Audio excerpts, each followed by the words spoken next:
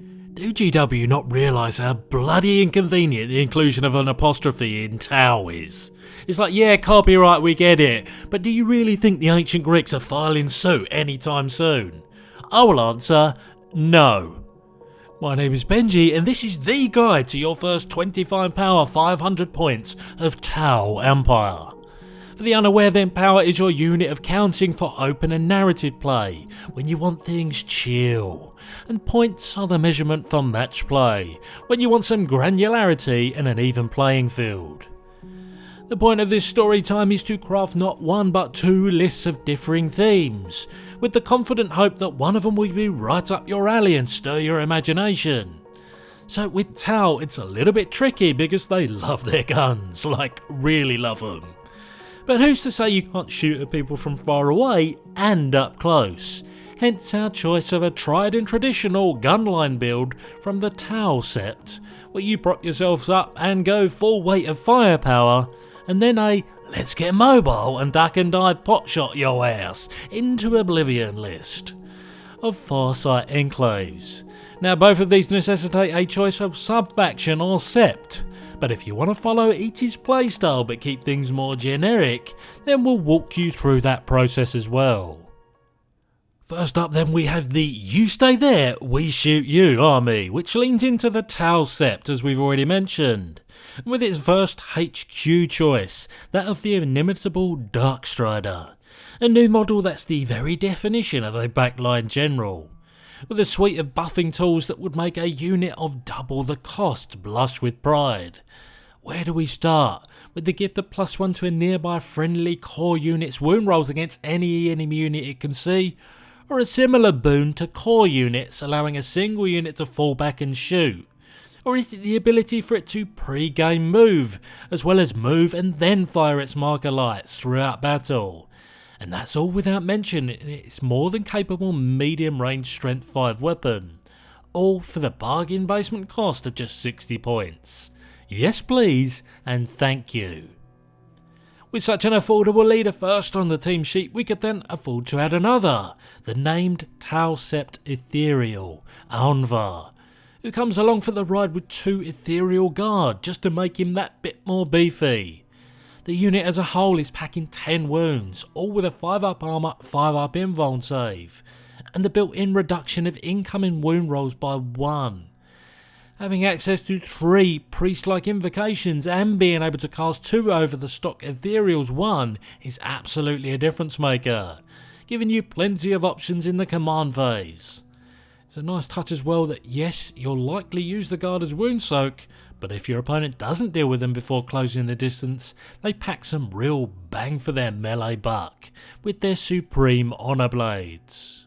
It's to the troop choices next, and as staples for a point and shoot army go, it doesn't get more iconic than the Fire Warrior Strike Team. Here we're bringing 2 units of 10, each with their stock long range pulse rifle outranging more or less any comparable troops choice. It's the base strength 5 of said rifles that make them so potent, and with the amount of available +1 to rolls and rerolling auras available throughout the codex, it's these units that can be so consistent in their output. That and the fact that you can bring your choice of drones and a strength 7 missile turret that makes them just gravy. Skipping any elite choices, we move to fast attack with a unit of 10 Pathfinders, your source of marker light shenanigans. Sharing Darkstrider's pre-battle move and the ability to fire marker lights at the end of the movement phase means that they're more mobile than your average bear, which is more about lining up targets and staying in cover than it is anything else. So whilst your strike team are your direct, no frills approach to ranged warfare, Pathfinders are your enablers for your gun line to do their thing, spreading marker lights far and wide. And all of this with no mention of their own shooting prowess. Pound for pound worse than the strike team, but another unit of 10 models firing medium range strength 5 weapons is no sad panda moment.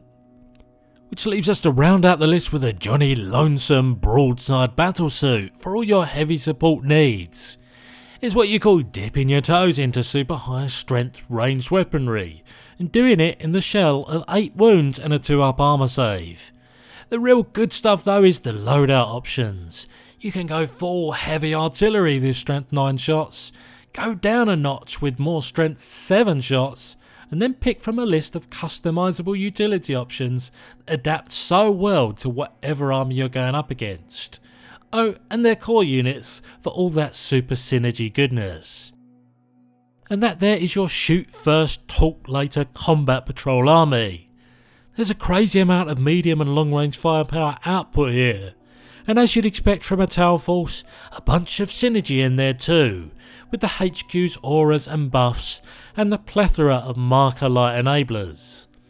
Using points headroom in Tau lists is as easy as take your pick of loadout upgrades and drones of your choice, so you won't need to look too far at all to spend those extra points. However, should you not have any interest at all in the Tau Sept, you can switch out the Dark Strider for a Cadre Fireblade, and the Alva for a stock Ethereal to keep your options open.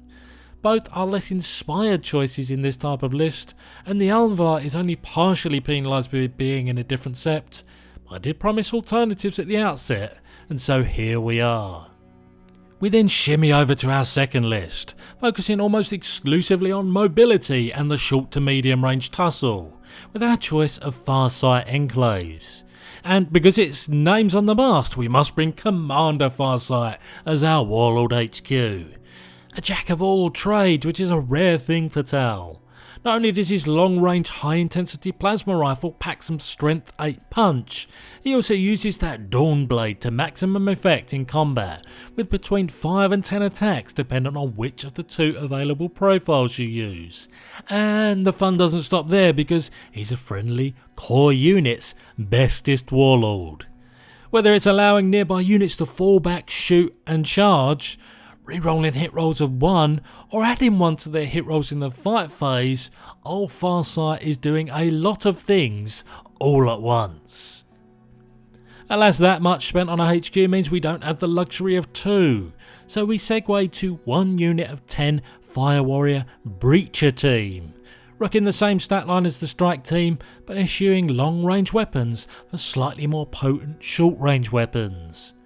You of course need to deliver these guys up the battlefield, which we'll get to later, but as their weapon in both profiles are assault, you'll have no trouble keeping these guys moving where they need to be. You've also got all the same drone and turret choices that the Strike team has, so there's no hidden downside anywhere in the unit. We did need to fill out the list though, and the ultimate filler in the codex is a unit of 10 Kroot Carnivores. Yes, they're paper thin with their 6-up armor save, and the benefit to their saving cover doesn't do much for you, but if you've got points to spare and you're looking for somewhere to put them, then as chaff units go, they can do work in creating one more thing for your opponent to deal with. Bung them on an objective, throw some medium range shots to soften up an enemy unit, or swing a few strength 4 attacks in the fight phase. There's nothing they can't do to an acceptable standard. But we move back to Funtown with our choice in the elite slot of a unit of 3 stealth battlesuits. Designed to be hard to hit, subtracting 1 from incoming hit rolls and adding 1 to their armor saves in cover, they're all about the short to medium range volume of fire, and need to adopt a duck and cover approach to their position on the battlefield. But done right, they offer a comparatively cheap means of churning out a bunch of the ubiquitous strength 5 firepower. Oh, and they can take the usual suite of drones, and their core. Nuff said. Which leaves us with the transport of choice for our earlier mentioned Breacher Squad, the only dedicated transport in the Codex, a Devilfish. Now, it's not too often that this breakpoint sees points freed up for a taxi service, but the Devilfish is more than just a means to get your infantry up in your opponent's grill. They're very much a mobile gun platform as well, with the stock accelerator burst cannon firing 8 strength 6 shots, and the accompanying gun drones doing work, so this brings a lot more offensive potency than you'll normally find on transports, and more power to it for doing so. But that was your fast and furious motley crew of Farsight Enclaves. You can see the clear difference in playstyle, with this list flying a lot closer to your opponent's reach, but achieving even more potency and volume in the process. You'll certainly be able to cast your board presence that bit wider with this approach, but then by the same token you're exposing yourself to a bit more of a beatdown in the fight phase. Much like the first list, you might not want to feel shoehorned into one sep though, so all you really need to do here is replace Farsight with one of the 3 other Commander battlesuit options. I've opted for the Cold Star variant, but the Crisis and Enforcer options are viable too. Whichever way you go though, you'll also be freeing more points up for upgrades, so job's a good un. And then there was the cost, and it's not that pretty, but in this 9th edition era it's also not particularly unusual. There are so few comparatively cheap boxes of units around nowadays. Here at least though, the disparity in the 2 armies can mostly be pointed at the difference in model count, so that's at least in the fair's fair column. You can of course disregard everything I've said in the last few minutes and just opt for the way of the budget and pick up a combat patrol box. But then there's always a unit or 2 in these boxes you find yourself not particularly enthused by, but you cannot fault their comparative value. That though does herald the beginning of the end of this here tale of army building, T'_Owl style. You're never going to make much of a melee army out of this codex, but what these 2 lists show you is that there is still more than one way to shoot up in the grimdark. Alas, I have been the voice in your head, and this video has ended.